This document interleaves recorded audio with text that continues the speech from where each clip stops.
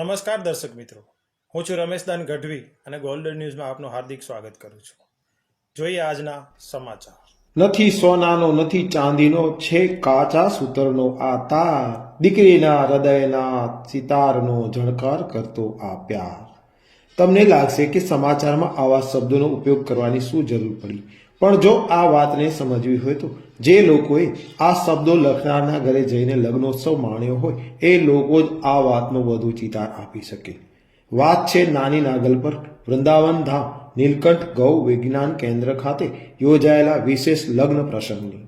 જે અંગે વિગતો આપી હોય તો બહુ લાંબી વાતો સમજાવવી પડે, પણ ટૂંકમાં કહેવું હોય તો એટલું જ કહી શકાય કે કંકોત્રીથી માંડીને કન્યા વિદાય સુધી માત્ર ને માત્ર ગાય આધારિત વસ્તુઓનો ઉપયોગ કરીને યોજાયેલા પ્રસંગોએ આજના યુગમાં તાયફા કરનારાઓને ઘણું બધું સમજાવી દીધું છે.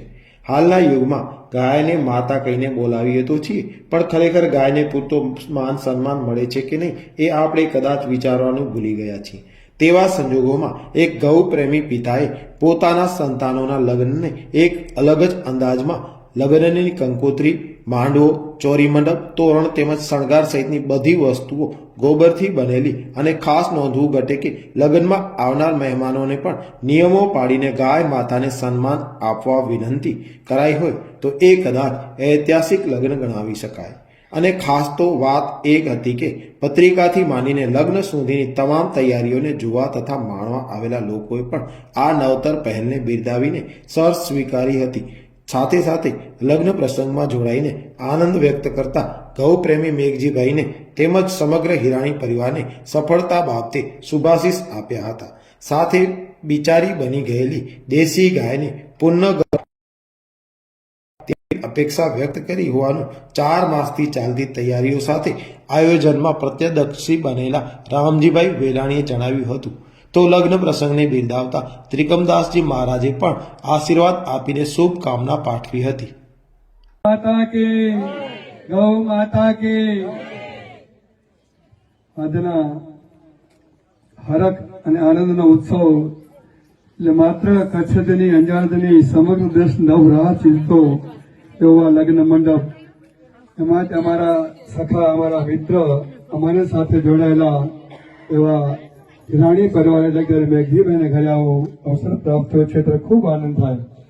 ઘણા દિવસે આપણે પેપરમાં, સોશિયલ મીડિયામાં આજે જોતા હતા, પણ આજે પ્રત્યક્ષ દર્શન થયા.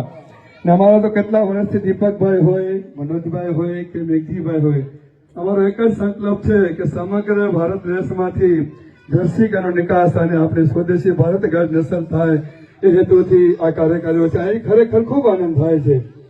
આપ સૌ જોયું હશે કે સમગ્ર વાતાવરણ એક ગૌમય મંડપથી કરી અને શરૂઆત જ આપણે ગોવર્ધનથી આપણા રાહુલભાઈના જે એવા હતા ગોવર્ધન તળેટીઓમાં થયા હતા. ગોવર્ધન, ગૌશાળા અને ગાયો એક જ સાથે વહેણેલી છે ત્યારે ખૂબ આનંદ થાય.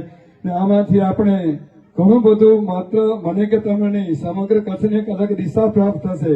આપણે ગાયનો માતમ વિશે વાત કરીએ તો કલાકો નીકળી જાય. ગૌ કથામાં આપણે 5-7 દિવસ કરીએ તો પણ એનું વર્ણન ન થઈ શકે. તો ખરેખર અત્યારે આપણી પાસે જે સમય છે એ સમયની મર્યાદા અમારી આપણે ભગવાન પાસે, ગૌ માતા પાસે, ભગવાન નરના દેવ પાસે પ્રાર્થના કરીએ કે એમનું જે લગ્ન જે છે એ ભગવાન દીર્ઘાયુ બક્ષે, સારામાં સારું સંસાર અને એના સંસારથી આવા પ્રેરણા લઈને આવા સરસ મજાના કાર્ય ગૌ માતાના, રાષ્ટ્ર માતાના થશે. ભગવાન પાસે પ્રાર્થના. જય સ્વામિનારાયણ, જય ગૌ માતા. સૌને રાધે રાધે.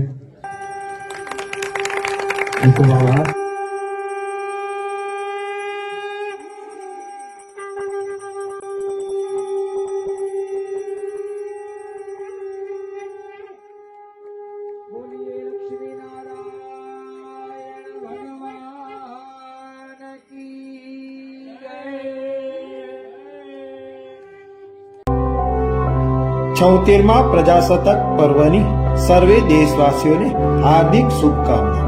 શુભેચ્છક ભીમજીભાઈ જોધાણી, પ્રમુખ શ્રી ભુજ તાલુકા બીજેપી. 76મા પ્રજાસત્તાક પર્વની સર્વે દેશવાસીઓને હાર્દિક શુભકામના. શુભેચ્છક નીલકંઠ પેટ્રોલિયમ્સ, ભુવા કેરિયર્સ, ભાવિક ટ્રાન્સપોર્ટ.